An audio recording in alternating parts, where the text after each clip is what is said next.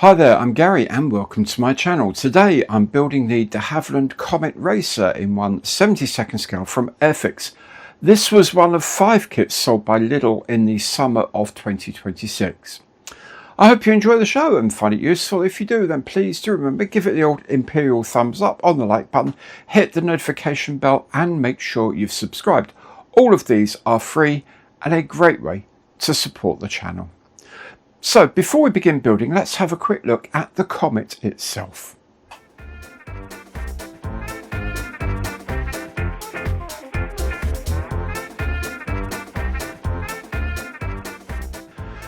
The de Havilland DH-88 Comet was a 2-seat racing aircraft designed specifically for the 1934 McRobertson Air Race from the UK to Australia. 3 were built and sold for a discounted £5,000 each, probably half the cost of production, for the sake of national prestige, and a further 2 were built later.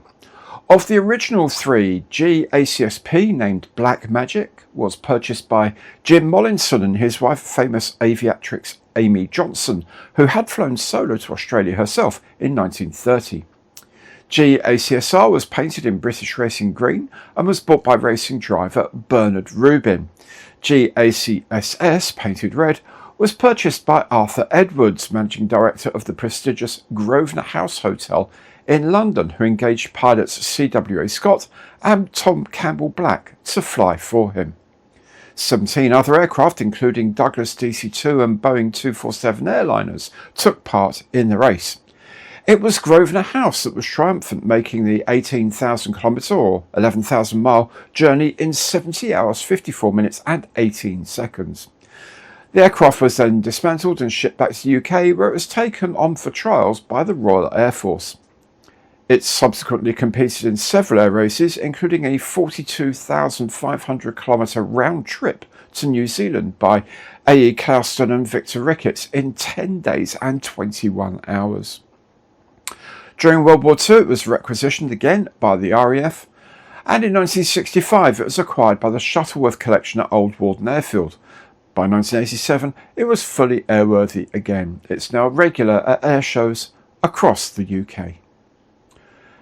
Airfix first made the moulds to the Comet in 1957, the first release having a map of the route flown in 1934.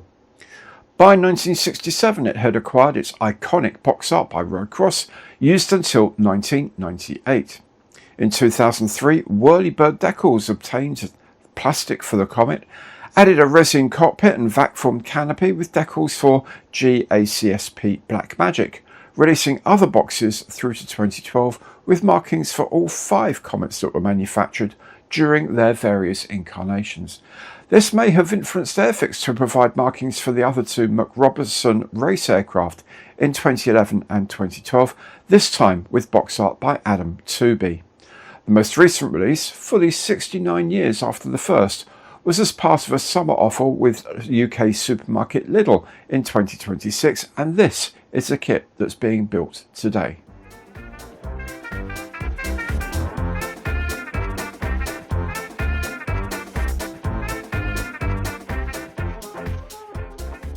So we'll make a start now with a look at the paints and products I used for this build.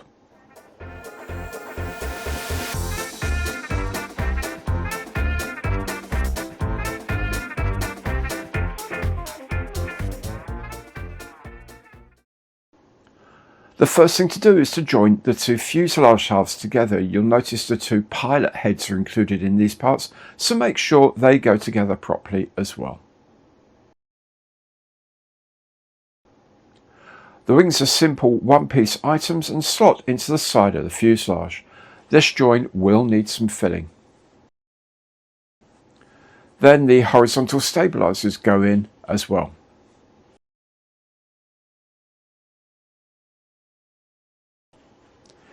Each engine nacelle comes in 2 halves. You might need to do a bit of filling between the propeller and the air inlet on the front.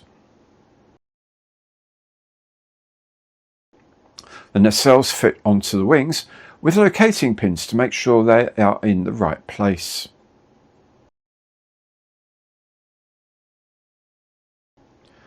I've painted the heads of the crew figures now, and the rest of the interior is just black. So now I can add the canopy using a PVA glue.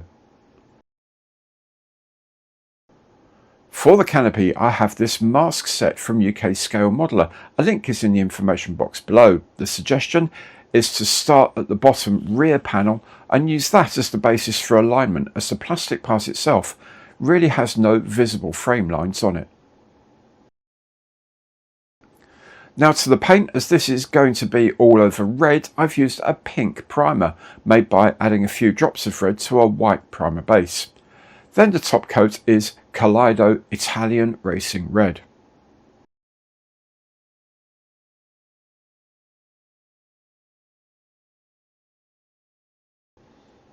After a top coat of varnish in gloss, I can start the decals. These really lift the look of the kit straight away.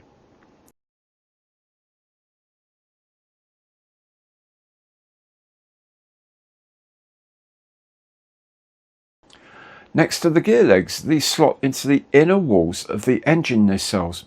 Now you can choose to put the wheels on first if you like, or wait until the legs are well set, then gently ease the wheels into place.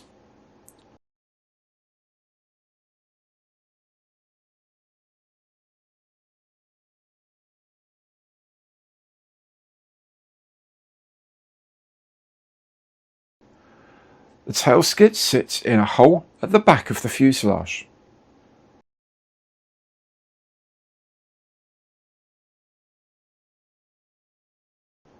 The gear doors can go on when the wheels are set.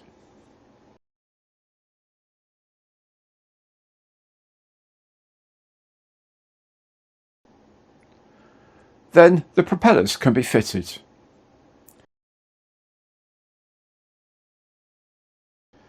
Finally, peel away the sections of masking on the cockpit and the kit is already complete.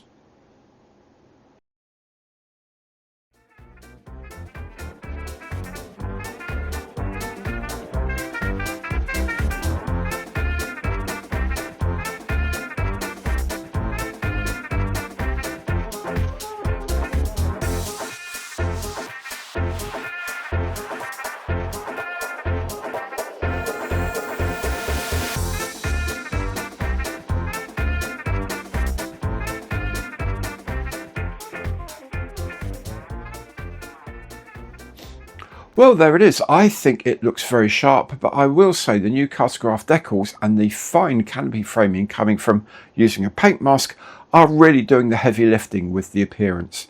The kit itself is basic and as such very buildable, but getting a build to a standard most modelers would desire is more time consuming.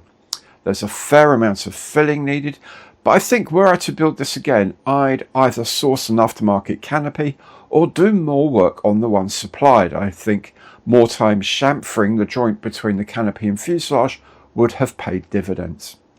Now I have seen some amazing conversion work done to these Airfix kits, so I add more detail here and there, but for a more accurate build I'd probably just start with the 2024 Clear Prop kit instead.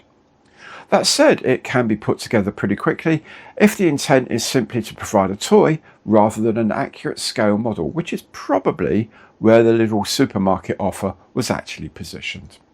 So that's all for today. I hope you enjoyed it. If you did, please remember, hit the old like button, ding the notification bell and subscribe to the channel. Thank you very much for watching today and goodbye.